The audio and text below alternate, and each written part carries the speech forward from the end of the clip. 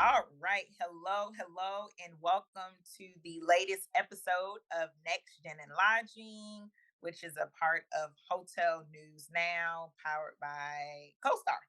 My name is Davon Reeves. I am one third of Next Gen and Lodging. And I know y'all heard me last month, but I'm back again in December, so I'm a end out Next Gen and Lodging for 2024. But we are doing something different. This actually every month we do something different. But we have some special guests. We have Alicia and Saar with Wanderland, and they're going to talk about their report. So I'm going to give them a moment to introduce themselves. Alicia and Saar, please introduce yourself and let everybody know who you are. Thanks so much for having us. We are Wanderland, and we are the first and we think only kids hospitality consultancy. So, we're really focused on what happens at hotels for kids and teens, particularly with a focus on city hotels. And we are also the co authors of the very first Kids Hospitality Report, which is an industry report that really delves into what's going on for kids and teens in the world of hospitality, but also looking at the kids' industries.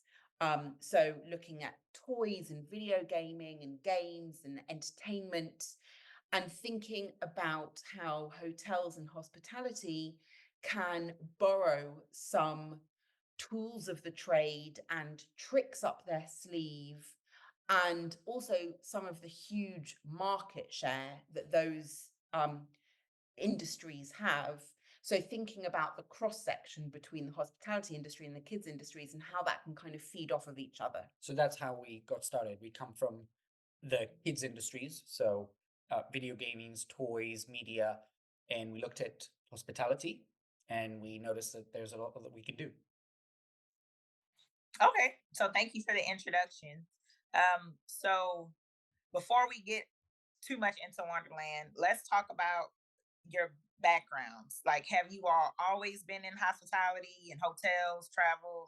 Let's start from there. Like, I want to. It's a method to my madness. We gonna get to the story. We gonna get some questions answered, and we're gonna have a good time. We're So in your hands. We're just trusting the process. we're gonna have a great time. I'm telling you, it's gonna be fabulous. All I'm right. already having a great time. Um, So yeah, we'll love to hear both of you all stories and how you landed into our beautiful and fabulous industry of hospitality. Well, I think the first thing to say is we are brand new to the world of hospitality. We don't have a background in this at all. We are hospitality babies.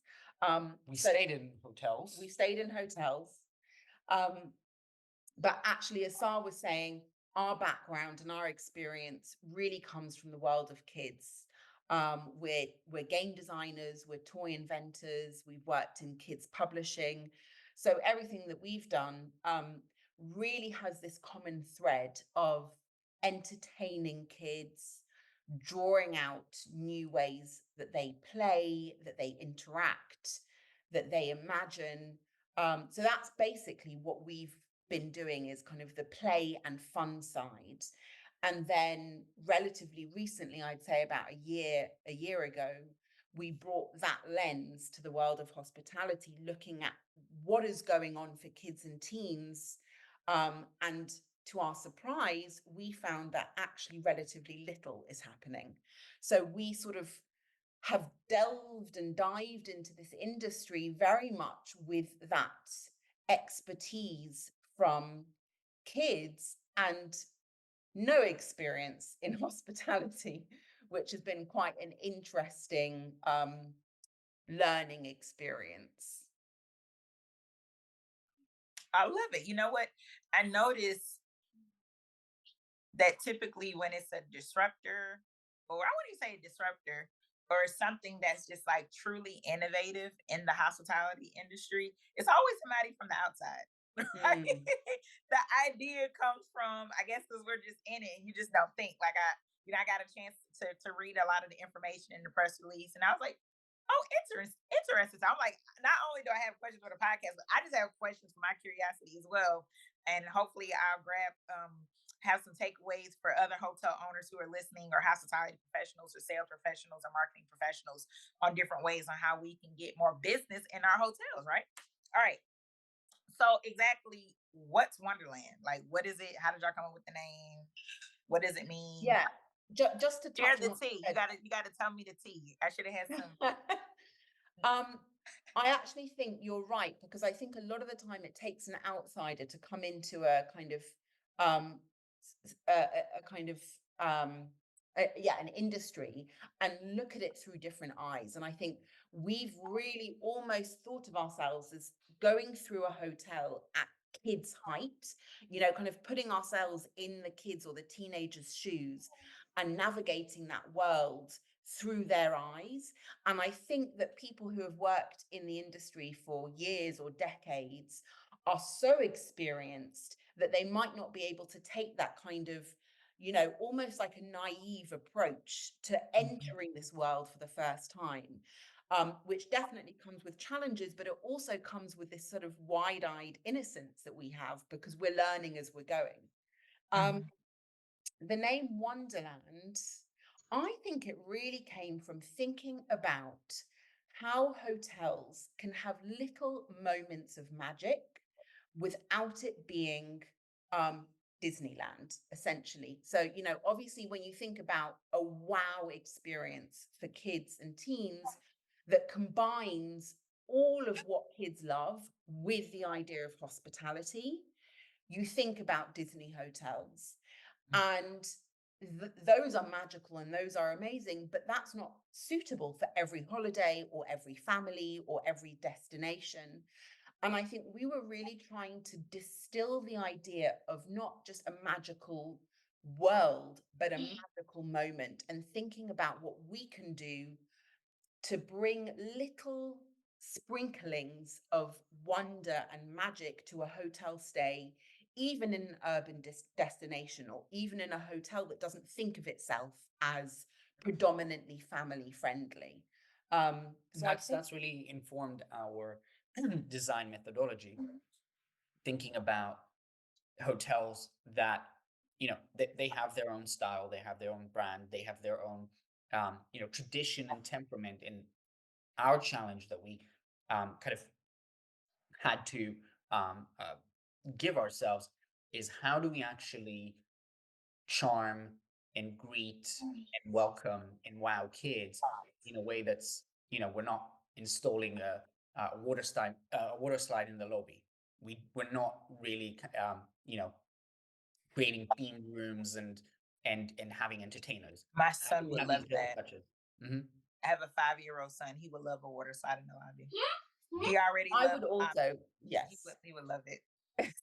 So so why did you, well, actually, you just answered my question on why did you decide on this type of report.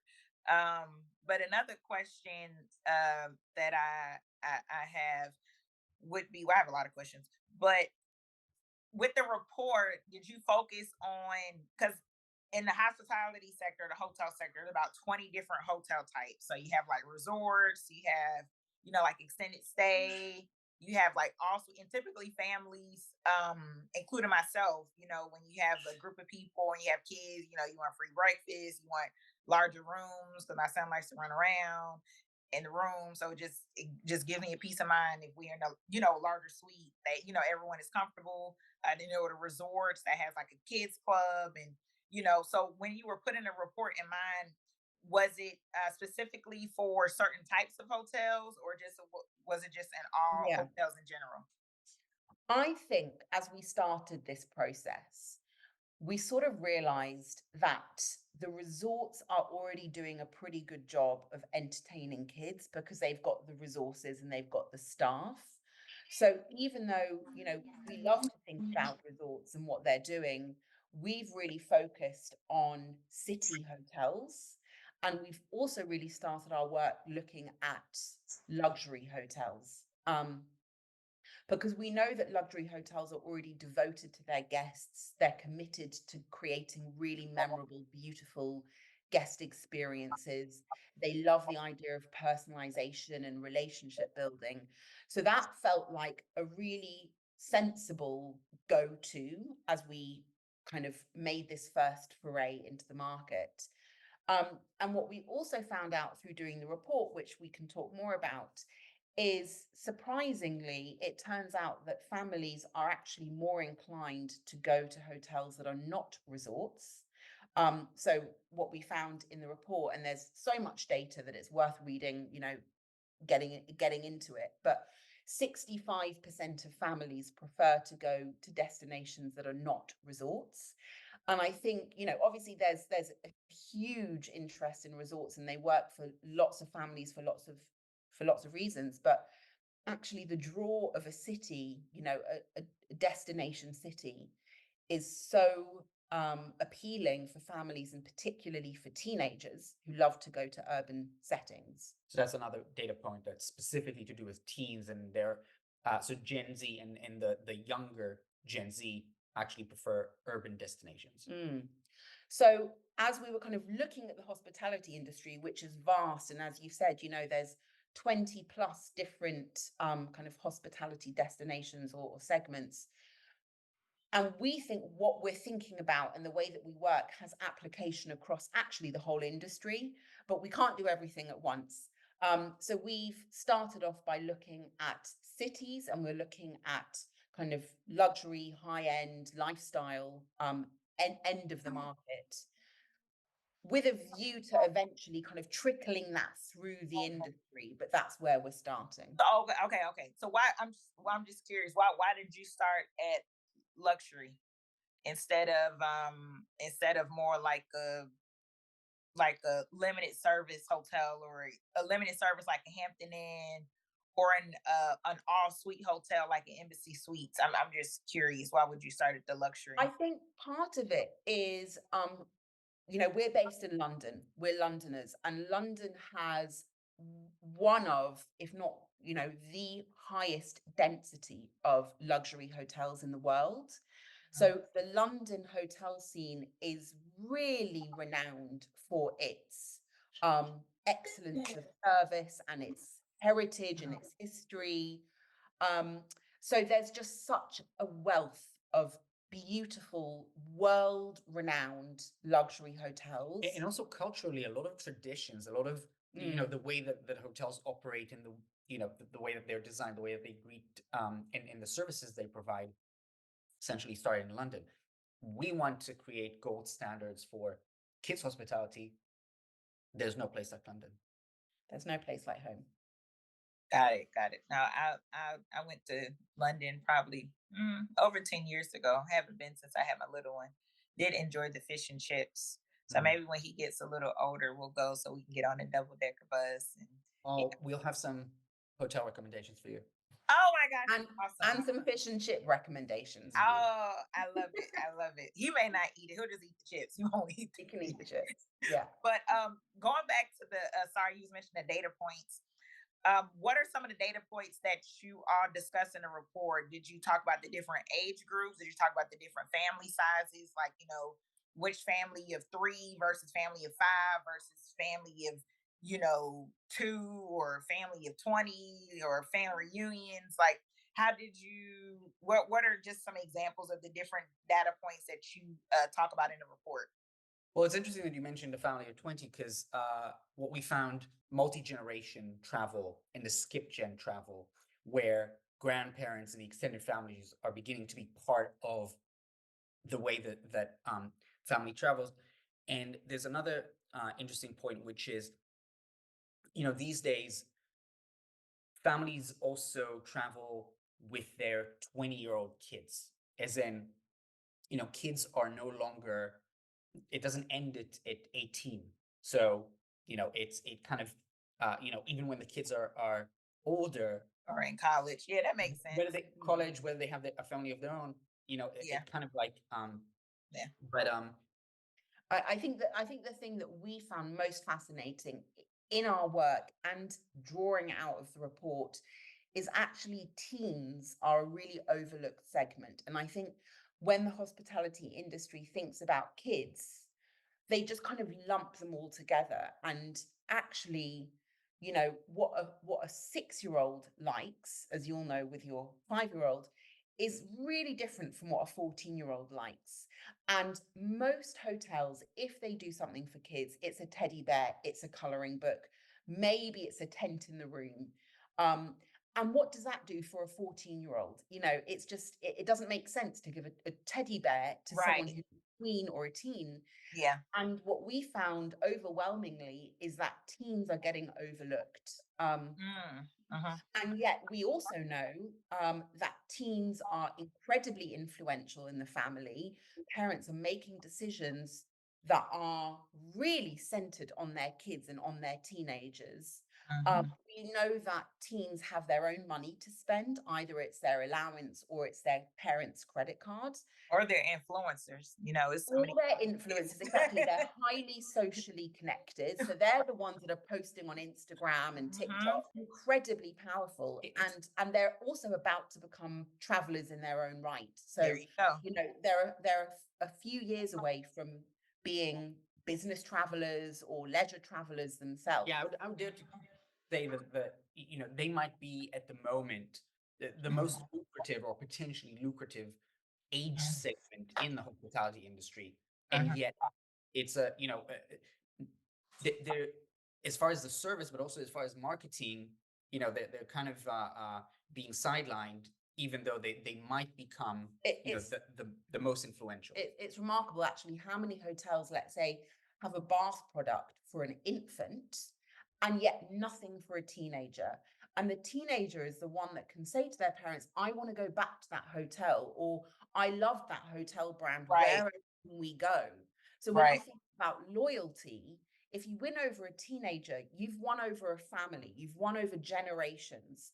Right. And hotels spend more money, time, and thought on their pets and the dogs. And what is the dog going to receive Yeah. when they come to the hotel?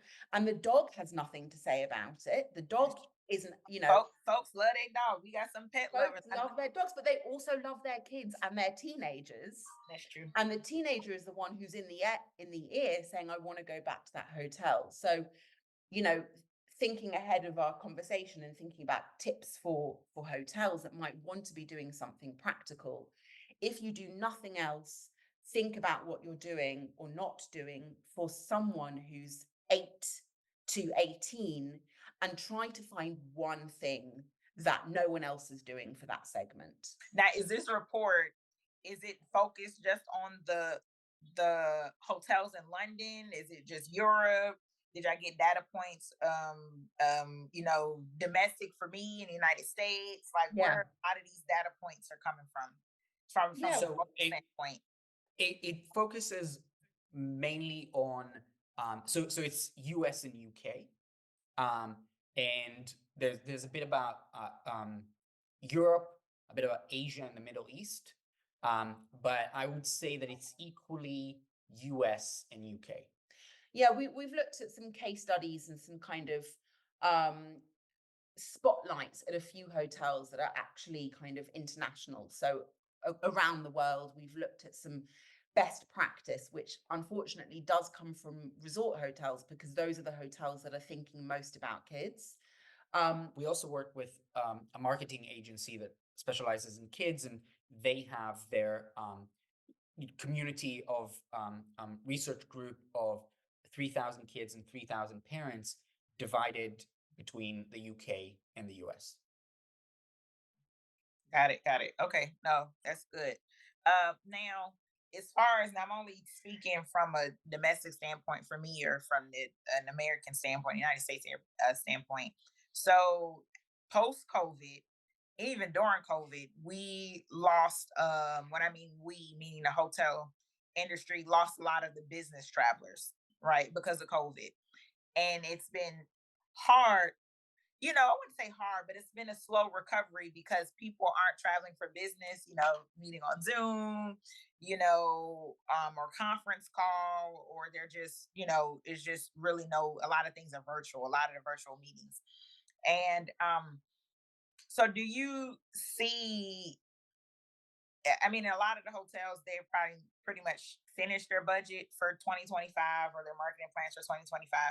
How important do you think, and you've alluded a lot to it already, but how important do you think um, for hotels to take a look, at this report and take a look at, the teens and the tweens when it comes to their marketing strategy. Do you talk about that in your report as well?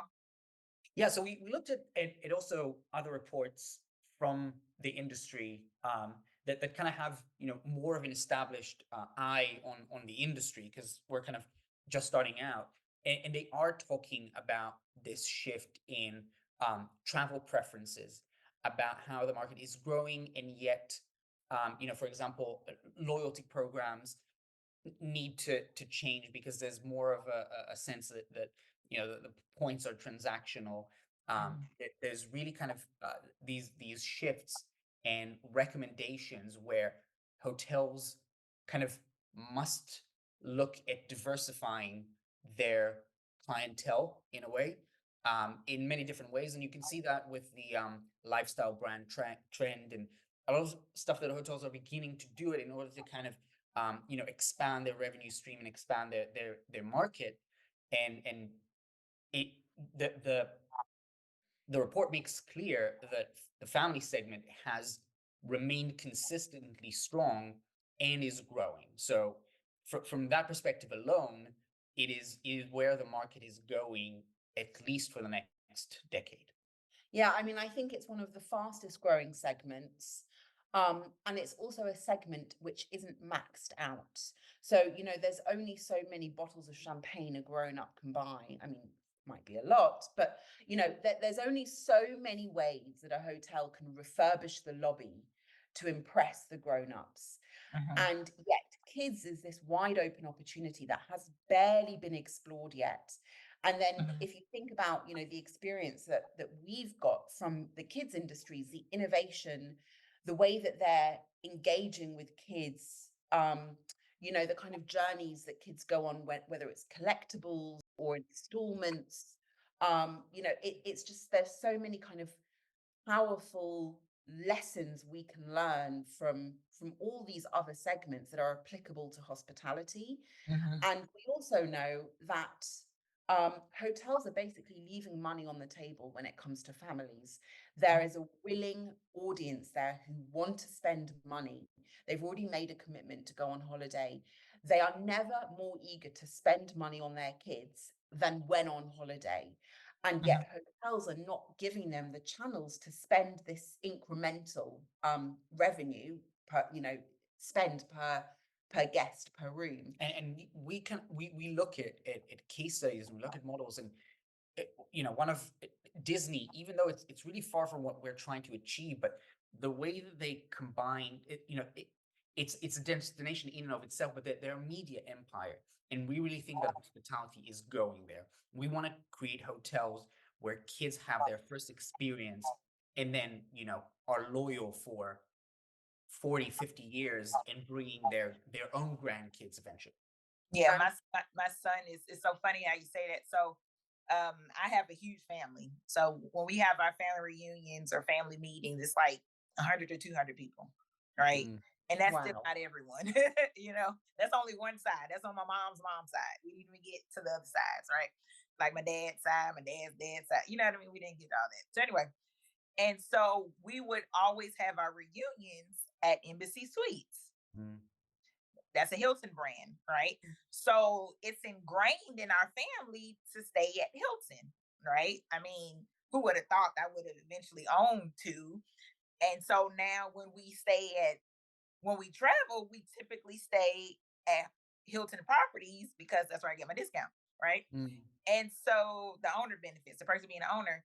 And so when you said, it's the generational thing, my son, he's just got accustomed to hotels, right? That's his Exactly. thing. And He's, yeah, and he's accustomed to Delta. Delta is his favorite brand. It's because it has a TV. So when we don't fly Delta, he's asked the flight attendant, where's the Gotcha. TV? Because it's a general, because he's just got so accustomed to yeah. it. And the point that I was trying to make, bringing about the business travelers, is that what can hotels do to replace that income, right? And I think that you both have touched on it a lot. It's like, okay, what can we do to replace this income? What can we do to to replace the incremental income. Like, I hate to travel with my son. I'm not travel with my son. Go to the store with my son because he wants the everything, and it's like they want to buy everything. So to your point, having that same philosophy in the lobby, like when we go to a hotel lobby, he goes straight to the sundry, right to the gift shop. And Mm. he's like, I gotta get this. I gotta get. He wants to just always buy something. So to your point, like when you were talking, I was just thinking, when I travel with my son or travel with other family members, they little kids, they just always want to buy something, and we want Mhm. to do whatever we can to keep them happy. Because when they're happy, we happy. So so we can have an enjoyable and memorable Yeah. experience. Now, how can people find this report? Like, how can they find this report to get more Yeah. data So points, get more just information? on the matter of kind of business travel in hotels are Yeah. already, so it actually comes from travelers, the concept of leisure and you know using hotels to kind of combine leisure and work, and more working parents are beginning to kind of bring their family along for the entire trip, right? And Mhm. we're designing these amenities to really create the perfect answer for them, so that for example, with the kind of the fact that the kids want everything that they see, we're creating this thing where you kind of you get that bundle before, and then you know what you're into, and then that kind of satisfies everything, just as an example. Mhm. No, Well, good point. listeners and viewers can get our report at kidshospitality.org. Our consultancy is at wonderland.london, Mhm. and Wonderland with an A. Wonderland with an A. And the executive summary is freely available for everyone to download, and it's really worth reading because there just doesn't seem to be anything else like it in the industry. Obviously, it's not the first hospitality report, but it looks to be the first report that is particularly focused on families, kids, teens, with that edge of looking at the kids' industries as well and how that can um, influence and benefit the hospitality industry. And indeed, from what we've found, it is currently the I can see um, currently this is the most comprehensive report about hotels and families that really kind of collects all the data that exists at this Mm. point. So it's highly recommended. Yeah, yeah. I see my 5-year-old. Perfect time Yeah. talking about kids, and here he is, popping through so he could be a part of the podcast. But no, this was good. So people wanted to contact you directly. Just go to wonderland.london. We'll put the Yeah. information out there. Are you all on like social media? Can folks connect with you on LinkedIn? Yeah, we're on LinkedIn. You can also email me at alicia@wonderland.london. So feel free to drop us a note. We always love chatting to anyone who's interested in kids hospitality. But otherwise, it's wonderland.london. Well, this has been absolutely amazing. I learned a lot. Wish we had more time. But guess what? We didn't spill too much tea. Mm. We'll be back. Be back, and y'all can check out the report. So thank you all so much for tuning in. We'll see you not only next month, but we will see you next year. I cannot believe it is going to be 2025. So happy holidays to everyone, and have an amazing and happy and prosperous new year. Thank you so much for tuning in to Next Gen and Lodging in 2024. We appreciate every download, every listen, every follow up, every question, every feedback, every like, whatever you did to support us, even if you didn't like it. We still appreciate you all. And thank you so much to Alicia and Saar for being our, look, we say the best for last, final guest of 2024. And I hope that folks learned a lot about your report, and hope that they'll sign up to learn more about it and support you all, and enough time to add some marketing and sales strategies for the upcoming year. So thank you all so much for tuning in, and we will see you next time.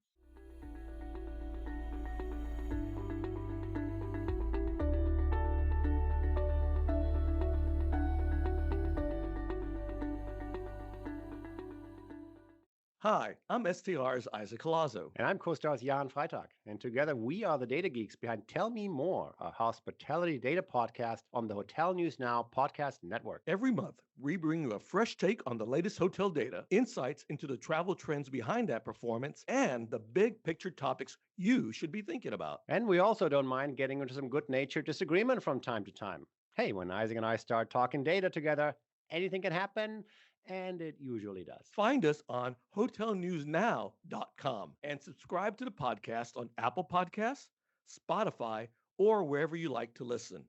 Search for Hotel News Now, and thank you for listening. This episode of Next Gen and Lodging was recorded in December of 2024 and edited by Rachel Dopp. Look for this and more at hotelnewsnow.com.